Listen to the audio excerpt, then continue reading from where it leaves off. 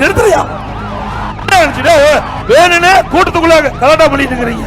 ஒவ்வொரு முறையும் நான் பொதுக்கூட்டம் போடும் போது ஆம்புலன்ஸ் சொல்றது கேவலமா இல்ல. இந்த அரசாங்கம் எதுக்கு தில்லு வேணும். அதை விட்டுட்டு கூட்டத்துக்குள்ள ஆம்புலன்ஸ் விட்டு ஒவ்வொரு முறையும் பிரச்சனை பண்றீங்களா? அவர் எங்க போறாரோ அங்க ஆம்புலன்ஸ் வருதுன்றாரு. இவரு அந்த ஆம்புலன்ஸ் வர்ற வழியில கூட்டத்தை போட்டுட்டு நான் வர வழியில ஆம்புலன்ஸ் விடுறாங்க அப்படின்ற மாதிரி ஒரு சொல்லியிருக்கிறார். தமிழ்ல ஒரு பழமொழி சொல்லுவாங்க, அரண்டவன் கண்ணுக்கு மிரண்டதெல்லாம் பேய் அப்படின்னு சொல்லுவாங்க.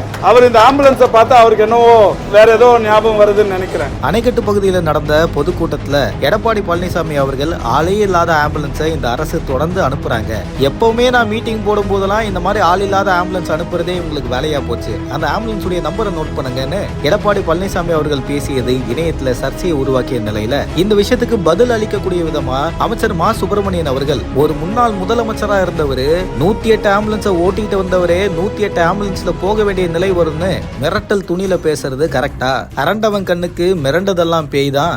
ஆம்புலன்ஸ் வரக்கூடிய வழியில இவரு கூட்டத்தை கண்டக்ட் பண்ணது இவருடைய தவறுன்னு இந்த ஆம்புலன்ஸ் சர்ச்சைக்கு பதிலடியை கொடுத்திருக்காரு. இந்த டிரைவர் இதெல்லாம் குறிச்சு வச்சுக்க, நம்பர் குறிச்சு வச்சுக்க, யாரும் அப்புறம் பேசிக்கலாம். இந்த நம்பர் குறிச்சு வச்சுங்க, நம்பர் குறிச்சுக்கீங்க. வேணும்னு கூட்டத்துக்குள்ள கலாட்டா பண்ணிட்டு இருக்கிறீங்க. அதுவும் நான் பார்த்தேன், ஆம்புலன்ஸ் டிரைவர் நோட் பண்ணு, பேரை நோட் பண்ணு, ஆம்புலன்ஸ்ல இருக்கிறவங்க யாருன்னு பேரை நோட் பண்ணுன்ற ஒரு முன்னாள் முதல்வர் இது ஒரு மிரட்டுகிற துணியில் ஆம்புலன்ஸ் டிரைவர் பேரை நோட் பண்ணு, வண்டி நம்பரை நோட் பண்ணு சொல்றது ஒரு அநாகரிகமான செயல்.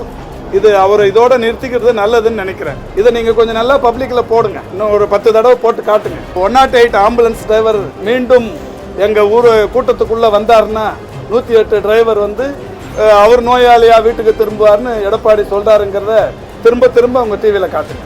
இது மாதிரி 1000 ஆம்புலன்ஸ் விட்டாலும் மக்கள் மனதை மாற்ற முடியாது. இந்த அரசாங்கம் ஒரு கேவலமான அரசாங்கம்.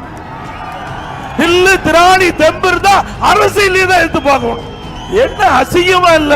ஒரு பெரிய பிரதான எதிர்க்கட்சியுடைய கூட்டம் நடக்குது. ஒரு அரசாங்கம் எப்படி பாதுகாப்பு கொடுக்கணும், இதெல்லாம் காவல்துறை சகித நடவடிக்கை எடுக்கணும். அவருக்கு ஆதரவு திரட்டுறதுக்காக போறது சாலைகள்ல போறாரு, பிரதான சாலைகள்ல போறாரு. இந்த ஆம்புலன்ஸ் தமிழ்நாட்டில் 1330 ஆம்புலன்ஸ் இருக்கு. எங்கேயாவது விபத்து, அது கிராமப்புறங்களில் இருந்தாலும், மலை கிராமங்களில் இருந்தாலும், நகர பகுதிகளில் இருந்தாலும், மாநகராட்சி பகுதிகளில் இருந்தாலும், ஒரு 8-10 மணித்துளிகளுக்குள் அந்த ஆம்புலன்ஸ் விரைந்து சென்று உயிர்களை காக்க வேண்டும். விபத்து நேர்ற இடமோ இல்லை நோய் தன்மையை அதிகரித்து யாராவது ஃபோன் பண்ணால் போய் உடனடியாக காப்பாற்று.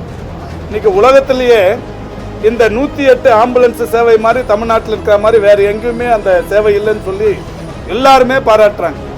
உடனடியாக உயிர் காப்பாற்றப்பட்டு கொண்டு இருக்கிறது. இவர் அந்த ஆம்புலன்ஸ் வர்ற வழியில் கூட்டத்தை போட்டுட்டு நான் வர வழியில் ஆம்புலன்ஸை விடுறாங்க அப்படின்ற மாதிரி ஒரு சொல்லியிருக்கிறார்.